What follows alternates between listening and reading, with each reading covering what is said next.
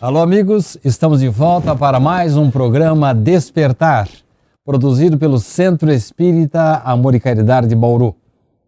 Ele é promotor público aposentado, mas a sua paixão é a astronomia. Está em Bauru para lançar mais um livro, Sob os Sóis de Capela. Para os seus cumprimentos, conosco em nossos estúdios, Rui Alberto Gatto. Sidney, obrigado. Meus cumprimentos aos telespectadores e estamos à disposição, muito contentes, muito alegres por poder ter essa oportunidade de conversar com todos vocês. Rui, você é de família espírita?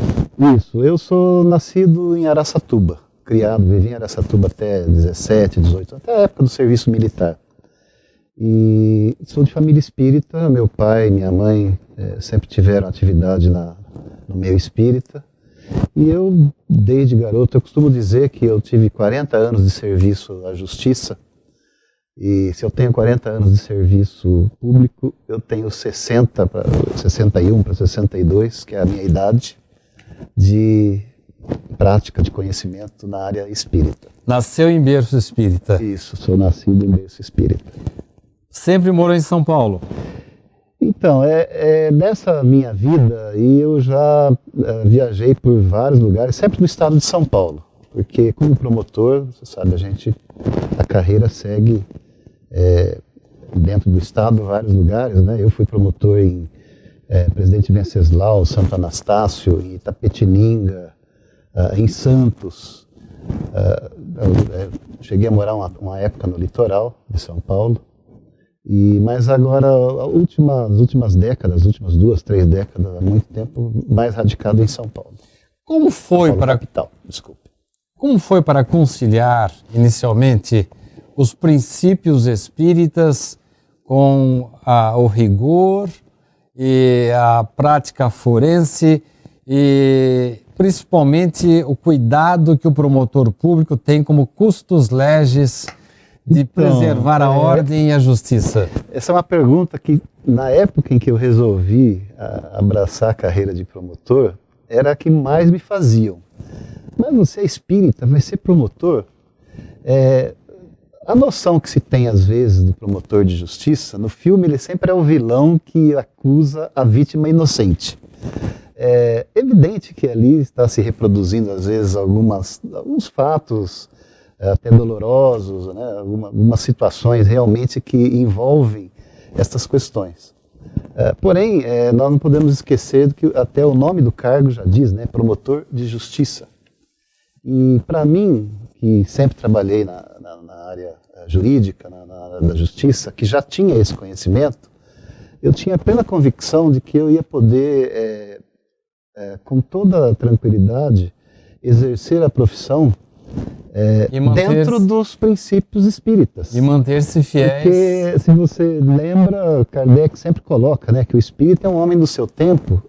Nós temos essa necessidade até maior pela compreensão dos princípios da doutrina, que nós precisamos estar assumindo responsabilidades. E que bom que nós podemos, às vezes, ter na mão uma certa parcela de poder e aplicar com um senso de justiça, que é o senso de justiça que a doutrina espírita nos dá. Dando respaldo para as suas decisões. E é bom lembrar sempre que o promotor não mexe só com a área penal, né? Esse é o aspecto. O promotor é de justiça. Eu trabalhei pessoalmente em todos os ramos do direito, praticamente. Do direito ambiental, família, menores, adoções, a área pública toda de administração.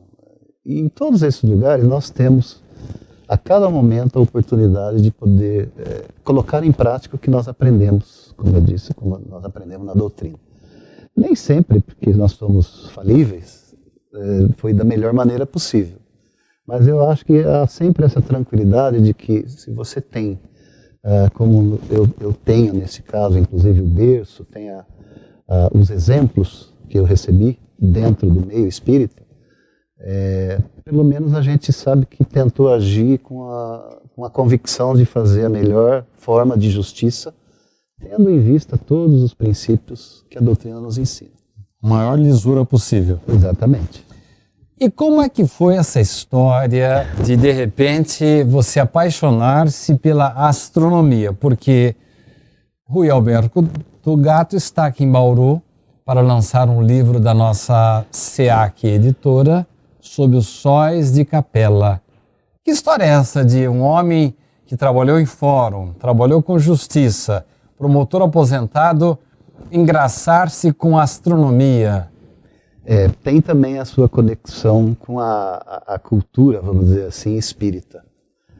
Meu pai, como eu disse, que era um espírita de muita atividade, meu pai e minha mãe, ele gostava demais de ler, de ter notícias. Eu costumo lembrar que quando foram lançados os primeiros livros do nosso André Luiz? do bauruense, o Richard Hernani Guimarães. Hernani Guimarães, que era nosso cientista. Isso, que era livros de ciência. E ele se entusiasmava, o meu pai contando Sabe que ele os morou em Bauru e acabou desencarnando em Bauru, sei que ele é bauruense, estou lembrando desse aspecto. Isso. Então havia muito interesse do meu pai, havia muito livro, muita literatura. Na época não era tanto assim de divulgação, mas já havia livros que tratavam desse assunto. E se nós formos ver, nas obras básicas e nas principais obras do Espiritismo, nós nos deparamos a todo momento com um assunto, porque é um assunto do Espiritismo. E isso sempre me atraiu muito, né? Mas o seu DNA já estava meio propenso a olhar para o céu e para os astros. Talvez a gente já tenha isso no espírito, não é? Porque, vamos dizer que assim, onde o meu pai deu um início, eu continuei nesse caminho. Né? Encontrou terra fértil, Isso, campo fértil para... Mesmo enquanto profissionalmente eu estava lá tratando dos assuntos do dia a dia, eu estava, na pior das hipóteses, em contato com a literatura, lendo livros, assistindo filmes. Tudo a respeito da astronomia. Tudo, como alguém já falou a meu respeito, que eu tenho uma tendência a sair flanando pelos ares e ir para outros planetas. Então, Dona Efigênia que não nos ouça, né? Não, o assunto meu sempre foi falar de Lua, Marte, outras estrelas e outras galáxias e tudo mais. Nós vamos fazer um pequeno intervalo, estamos chegando ao final do primeiro bloco. Daqui a pouco estaremos de volta para dar continuidade a essa gostosa conversa com Rui Alberto Gatto. Não saia daí, voltamos já já.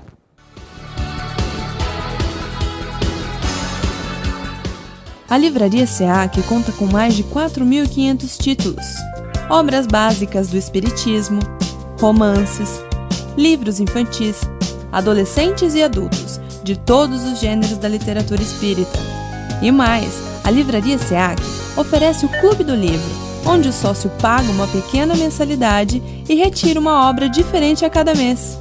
Aqui você também encontra agendas, DVDs, CDs de músicas instrumentais, CDs de palestras, audiolivros e livros de bolso com mensagens diárias. Para as crianças, a Livraria SEAC tem um cantinho especial, com cadeiras e mesinhas, para que os pequenos possam desfrutar de uma boa leitura com conforto. Outro espaço especial da livraria são as prateleiras reservadas à obra completa de Richard Simonetti, consagrado autor espírita. Todo o lucro arrecadado pela livraria é revertido para as obras do SEAC. Venha nos visitar e conheça ótimas opções para sua leitura e para presentear quem você ama. Livraria SEAC.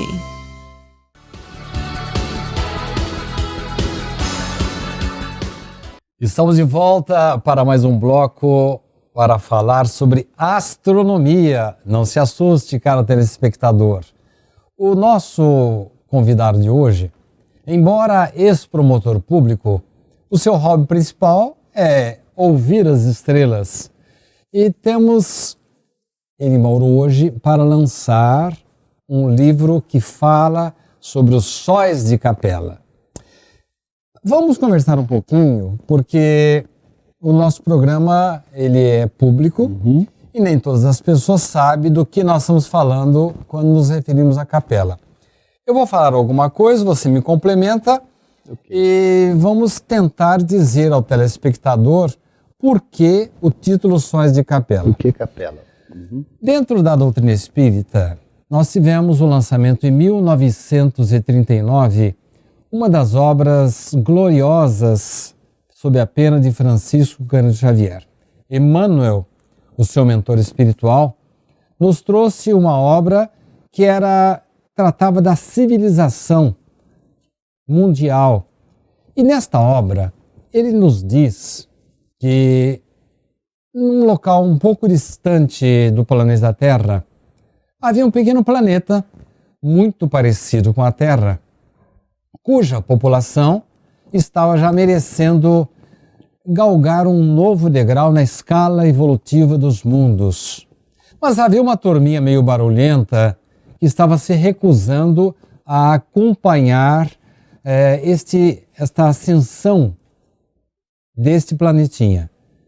E essa turma precisava dizer, ou nós nos preocupamos e acompanhamos a evolução do nosso planeta, ou vai acontecer alguma coisa. E aconteceu, né, Rui? Com certeza. Esse pessoal acabou sendo expulso desse planetinha? Então, o que acontece, eu costumo fazer meio que uma comparação com uma jornada universitária, ou alguma coisa assim. Eles não eram capazes mais de acompanhar aquele processo de evolução que estava ocorrendo naquele planeta. O que eu falei está certo? Tá? É um planeta em que... Um planeta que estava no estágio de evolução... Estágio de evolução já mais avançado em comparação até o que hoje seria o planeta Terra. Certo. Era um planeta mais evoluído. E a maioria das pessoas poderia acompanhar a evolução desse planeta, é isso? Isso, a grande maioria é aquela coisa que, como ocorre conosco aqui hoje. O planeta tem, você pode considerar um certo estágio evolutivo. Nós temos pessoas que estão mais adiantadas e temos os que estão menos evoluídos em relação a esse parâmetro médio. É justo dizer, Rui, que o pessoal de lá, essa minoria que não estava querendo muito aperfeiçoar-se e pagar o preço para permanecer nesse planeta, é justo dizer que eles receberam um ultimátum: ou vocês acompanham, ou vocês estudam e nos acompanham, ou vocês vão ter que dar o fora daqui. Eu não sei, eu gosto de ver de uma maneira em que a providência divina age sempre proporcionando oportunidade. Mas chega uma hora que não tem mais jeito. Seria talvez, traduzindo nesse sentido de um ultimato, não deu mais. O que acontece é que pela própria natureza do desenvolvimento, aquelas pessoas se tornam meio que incompatíveis com aquele ambiente. Não é? Então eles não poderiam ficar mais nesse planeta. Já não podem mais ficar lá. Para onde eles foram? Aí o que acontece?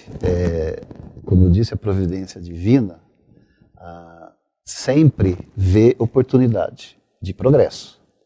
Eles têm que progredir. Então vamos achar um ambiente onde eles possam ter uma oportunidade dentro da capacidade que eles têm de progredir. Qual seria esse ambiente? Um mundo mais primitivo, em que a civilização estivesse começando. E o que eu acho bonito dessa ideia, é que o que ocorre? Eles são seres que estão atrasados em relação àquele ambiente planetário em que vivem. Não tem mais condição de reencarnar nesse ambiente. Eles têm a chance de vir para um outro ambiente mais primitivo, onde eles serão, em relação a esses, mais evoluídos. E ao mesmo tempo em que eles vão conseguir melhorar e, quem sabe, atingir o nível de evolução que já ocorreu naquele outro planeta, eles ainda têm a chance de ajudar os mais primitivos, os mais simples, a melhorarem. Mas você não respondeu ainda. Para onde eles foram? Foram para o planeta Terra. Vieram para a Terra.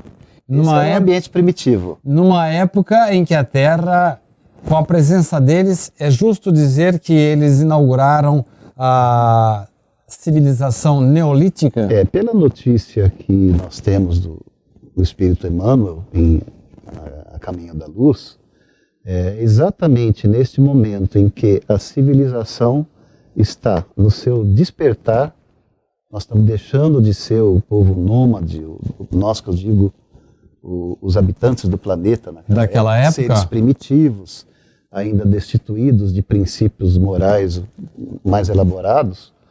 É exatamente nesta época em que há um campo propício, naquele ambiente ainda hostil, para que haja um avanço. O que eles precisam? De professores.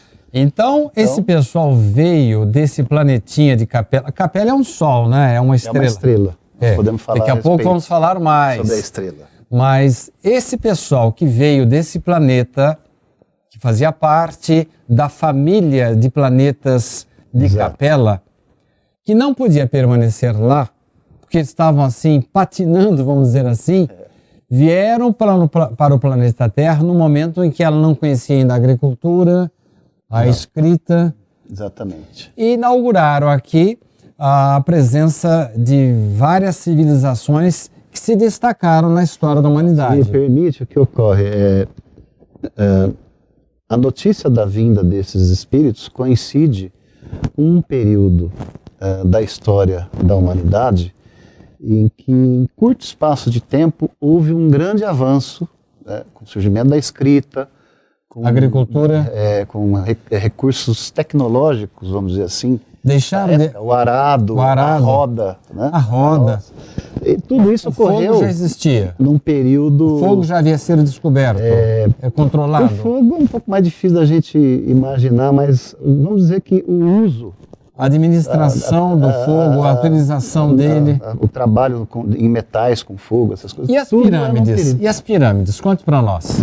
Então, bom, de acordo com a notícia de Capela, como eu costumo dizer, de Emmanuel, são esses povos exatamente que são os que construíram as pirâmides, né, que trouxeram grandes avanços, então, engenharia, tecnologia, que são exatamente os que correspondem aos seres encarnados que vieram de Capela. Muito bem, vamos ver se entendemos. Então veio um pessoal de um outro planeta. Uhum. Então poderíamos dizer que, como diz Eric von Däniken, eram os deuses astronautas? Nós temos aí a nossa versão, que não deixa de ser uns seres de outros planetas. Vieram, encarnaram na Terra. Exatamente. E deram o impulso para a Terra. Existe uma série de livros interessantes, posso mencionar assim de passagem, assumidamente livros de ficção, escrito por um autor que buscou essas informações aí do âmbito espírita e fez um romance. Nesse romance, as pirâmides são exatamente as naves interplanetárias de um campo espiritual, de outra dimensão, qualquer coisa, que trouxeram os capelinos. Então as pirâmides seriam, para essa história de ficção, as pirâmides seriam uma lembrança que esses espíritos trazem das naves que serviram de veículo para que eles para cá viessem. Né? Esta é a literatura espírita, a de que em 1939, Emmanuel, o mentor de Chico Xavier, nos dá a notícia da vinda de seres de outros planetas, não através de naves espaciais, mas sim, eles simplesmente encarnaram aqui para dar um avanço maior para a civilização terrestre. Esta é a literatura espírita. Agora você me aparece com um livro dizendo sobre os sóis de Capela. Que novidade que você está nos trazendo? Por acaso você está nos trazendo a prova de que Capela existe mesmo? E tem mais. Eu, durante toda a minha vida espírita, Rui, eu fiquei sempre sabendo que era um sol. Depois me falaram que eram 2. E agora você vem dizendo que são 4? Pois se houvesse prova já de que em Capela há planetas e de que existiria lá um planeta habitado por seres inteligentes, eu não seria, então, provavelmente eu a trazer a notícia. O que nós podemos afirmar com segurança é que nós temos essa convicção de que existe o planeta e a civilização, dada a seriedade e a credibilidade da fonte, que é nada mais nada menos do que Emmanuel com Chico Xavier. Mas espera aí, eu quero saber no que você se baseou para dizer que são 4 sóis, não apenas um. Então, quero saber também que novidade você está nos trazendo. Mas você vai falar isso no último bloco do nosso programa. Estamos terminando aqui, você está curioso como eu. Já estamos de volta para falar sobre o livro Sob os Sóis de Capela. Não saia daí, voltamos já.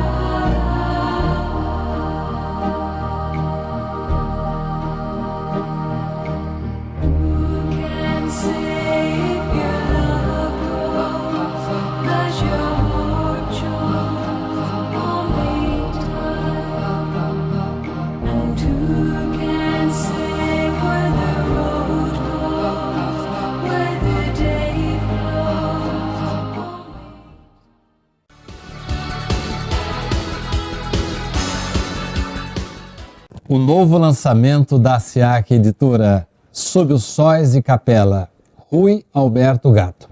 Rui, que prazer tê-lo aqui conosco. Prazer é A doutrina espírita, Rui, não admite que o espírito retrograde, que ele volte. E nós estamos falando aqui que esse pessoal que já estava no planeta, já partindo para um novo nível evolutivo, de repente, desculpe a expressão chula, mas volta para trás? Exato.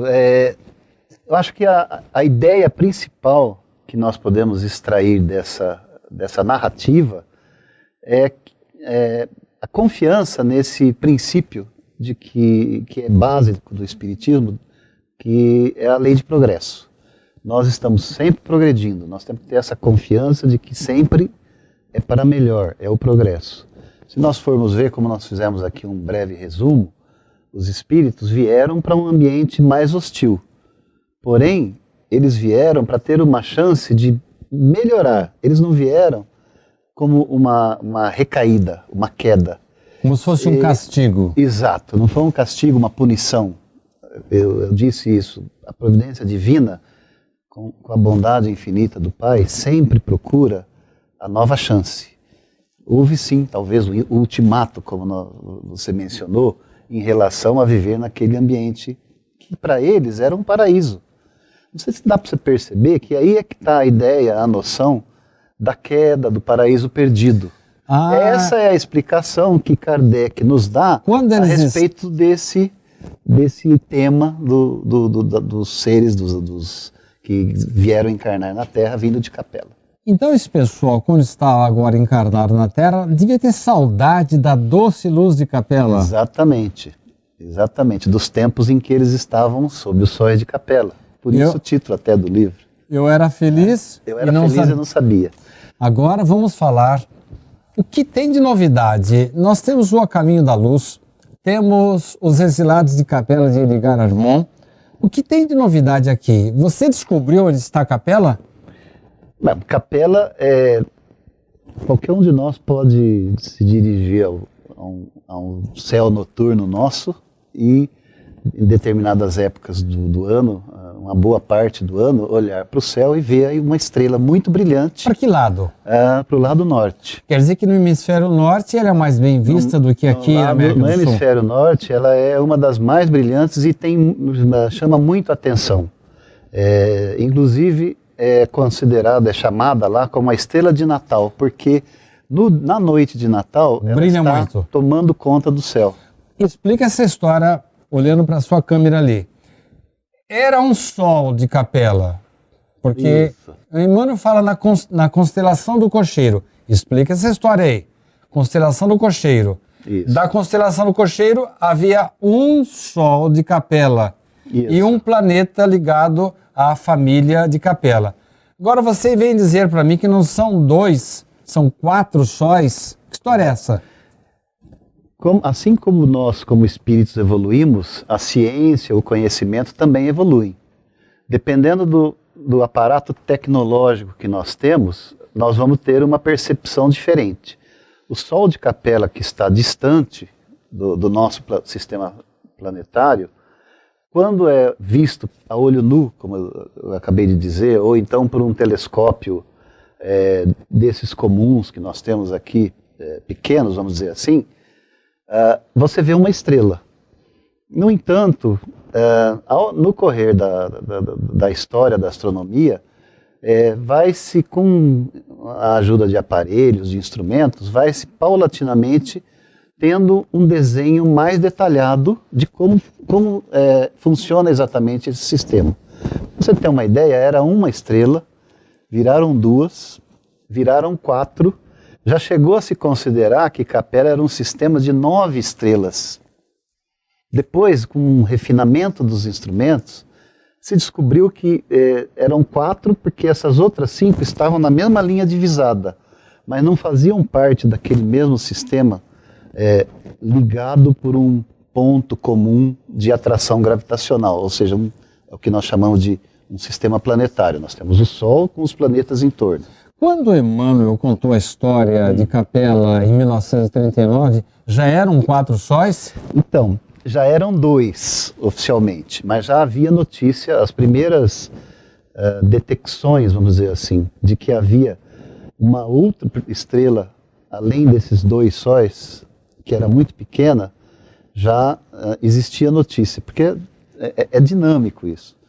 Em 1939, eu imagino que já haviam descoberto, através da observação, que eram 4.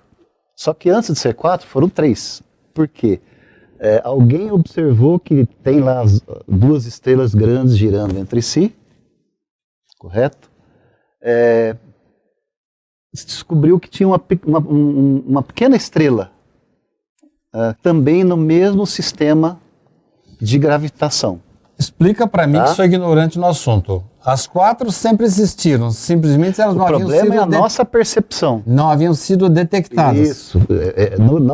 Você tem uma linha no tempo em que você vai detectando, não é?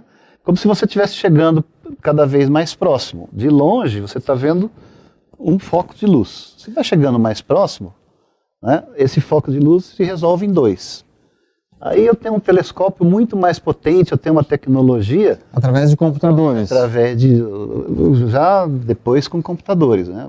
Os equivalentes, porque nós estamos falando aí do início do século passado, ainda não existia o computador como nós conhecemos. Hoje Era tudo meio manual, né? Hoje é possível afirmar que existem 4 sóis de Capela. O que nós temos hoje 4 capelas. são 4 sóis. 2 girando muito próximos, 2 estrelas gigantes, maiores do que o Sol, girando entre si, ligadas a essas 2, outras 2 muito pequenas, que são essas que eu disse que de início até se olhava e se via uma só, né? se detectava, não era bem olhar, né? Mas pelos instrumentos. Então se descobriu então o que nós temos hoje. Um sistema duplo com 2 estrelas gigantes, outro sistema duplo com 2 estrelas chamadas de anãs, porque são bem menores do que o nosso Sol, são estrelas pouco maiores que o planeta Júpiter, e essas 4 estrelas, elas formam um sistema, por quê? Porque tem um ponto comum, esse conjunto gira em torno desse ponto comum pela força da gravidade. Nosso programa está acabando. Deu. Nosso programa está acabando e eu não posso deixar de ouvir de você o que é Subaru. O Subaru é um telescópio no Havaí, americano, que está desenvolvendo novas tecnologias para refinar e quem sabe até descobrir que existe uma série de planetas girando, usando fibra ótica e novas tecnologias, e que usa Capella como o parâmetro para calibrar o telescópio. O que significa que quando eles tiverem mais condição, eles vão usar esse telescópio dirigido para Capella para ver se eles têm uma resolução maior. Fora de dúvida, então, que o Sol que Emmanuel citou em Caminho da Luz existe e está comprovado pela ciência. Existe. E hoje a ciência não coloca mais em dúvida a possibilidade de que haja planetas e quem sabe até com vida nesses lugares. A conversa está muito boa, mas chegamos ao final do programa. Se você gostou do assunto, não deixe de ler sobre os sóis de Capella. Muito obrigado pela sua atenção e até uma próxima oportunidade.